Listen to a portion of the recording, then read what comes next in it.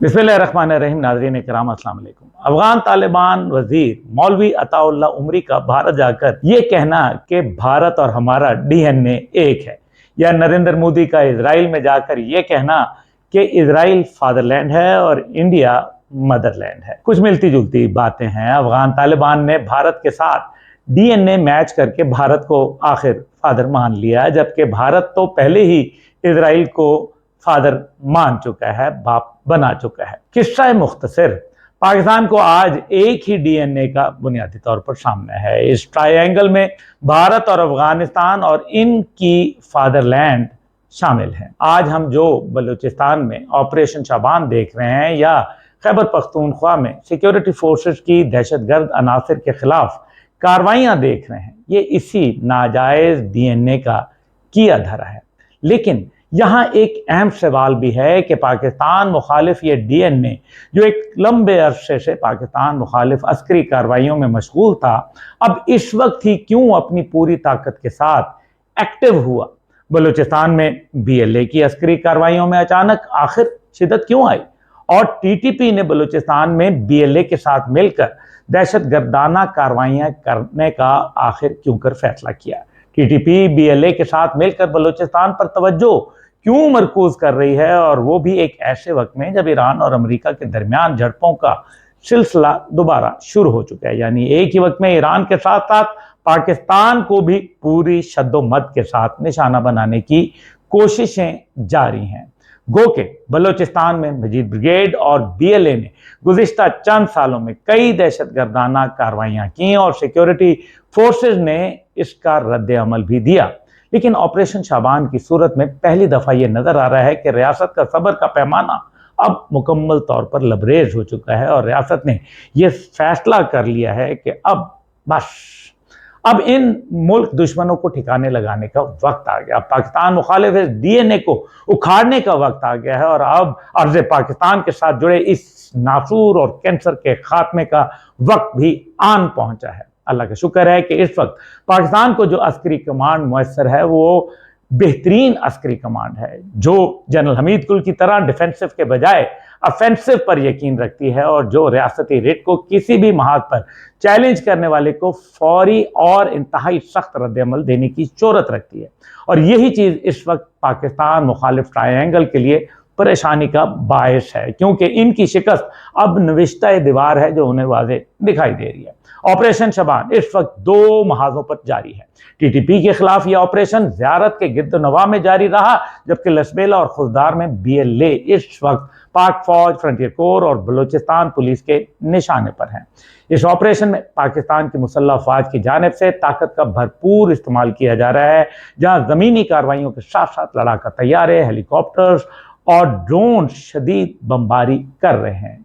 इस दफ़ा ऑपरेशन ऐसे किया जा रहा है जैसे बारूदी सुरंगों को क्लियर करने के लिए स्वीपिंग ऑपरेशन किया जाता है। यानी इस दफ़ा रियासत का इरादा यह है कि दहशतगर्दों का मुकम्मल सफाया किया जाएगा इंशाअल्लाह। इस वक्त तक की सूरत हाल के मुताबिक 109 से ज़ायद दहशतगर्दों को जहन्नम भिजवाया जा चुका है और बाकियों का टिकट काटने का काम तेजी से जारी और सारी है।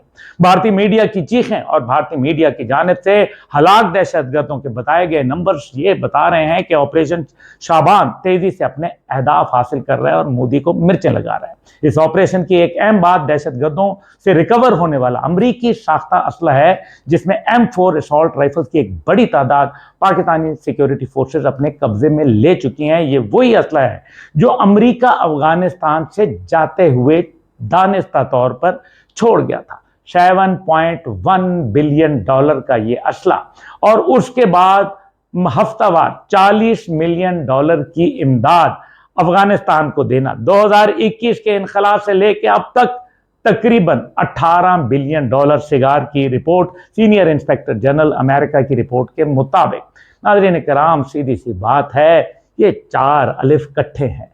इसके अंदर अफगानिस्तान, इंडिया और अमेरिका, और फिर अमेरिका का सबसे चहेता जो इस सब के अंदर एक नाजायज किरदार अदा करता है, वो रियासत, जो आप बखूबी जानते हैं। ये सब एक ही थाली के चट्टे बट्टे हैं नाज़रीन कराम। लेकिन इसके अंदर एक और अहम बात यह है कि आखिर ये दहशत गर्दी का हम ये कह देना हर बार हम इन तमाम को मोरद इल्ज़ाम ठहरा देते हैं, लेकिन रियलिटी ये है कि अपने अंदर भी बहुत सारे हमारे शुक्म मौजूद हैं, नासूर मौजूद हैं। अफवाज पाकिस्तान ने तो अपनी कार्रवाइयाँ जारी रखी हुई हैं, लेकिन इस सब के अंदर सियासतदान कहाँ खड़े हैं? क्या वजह है कि हमें सियासतदान इस अमल के अंदर कहीं अगर जो फ़ायदा करते नहीं नज़र आते तो नुकसान करते ज़रूर नज़र आते हैं, क्योंकि हम ये देख रहे हैं कि नेशनल एक्शन प्लान जो कि जनरल राहील शरीफ साहब के दौर में बना और तमाम पार्टियों ने इत्तफाक किया, लेकिन लैतो लाल से काम लिया गया। हर आने वाली हुकूमत ने उसके ऊपर अमल नहीं किया और ताहाल नेशनल एक्शन प्लान के जो कई जुज़वात हैं उनके ऊपर काम नहीं किया गया। ये कौमी जुर्म के मुर्तकिब होते हैं। और मैं मोहम्मद अब्दुल्ला हमीद गुल, चेयरमैन तहरीक जवानान पाकिस्तान और कश्मीर, ये मुतालबा करता हूं कि ऐसे तमाम अनासिर जिन्होंने दानिस्ता तौर पर नेशनल एक्शन प्लान को मुकम्मल नहीं होने दिया, उसके ऊपर अमल पैरा नहीं हुए, वो कौमी जुर्म के मुर्तकिब हुए हैं, उनके खिलाफ बाकायदा इंक्वायरी होनी चाहिए, उनके खिलाफ जो है ट्रिब्यूनल बनना चाहिए, उनके खिलाफ जो है एक बाकायदा जिसको कहते हैं जुडिशल कमीशन बनना चाहिए कि ये जो दानिस्ता कमज़ोरी थी उसकी वजह से पाकिस्तान को अरब $1 और हज़ारों कीमती जानों का नुकसान उठाना पड़ा। 1 दहाई से ऊपर गुजर गया, लेकिन इस अमल को मुकम्मल नहीं किया गया। अब जहां हम देखते हैं फितनातुल हिंदुस्तान के खिलाफ, फितनातुल खवारिज के खिलाफ कार्रवाई कर रहे हैं, वहां वो अनासिर जो फितनातुल शैतान बन के पाकिस्तान के मुखालिफ हैं और खाते पाकिस्तान का हैं, पाकिस्तान के अंदर अपनी हुक्मरानी जमाते हैं, लेकिन पाकिस्तान की जड़ें खोखली करते हैं। अब उनके खिलाफ ऑपरेशन फितनतुल शैतान शुरू करने का वक्त आन पहुंचा है।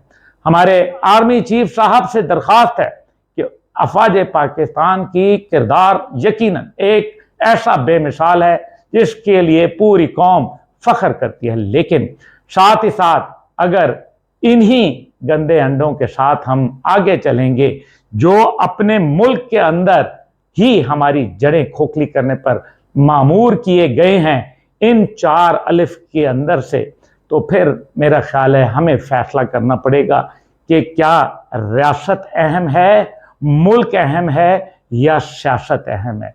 ये फैसला हमें करना पड़ेगा। पाकिस्तान पाइंदाबाद।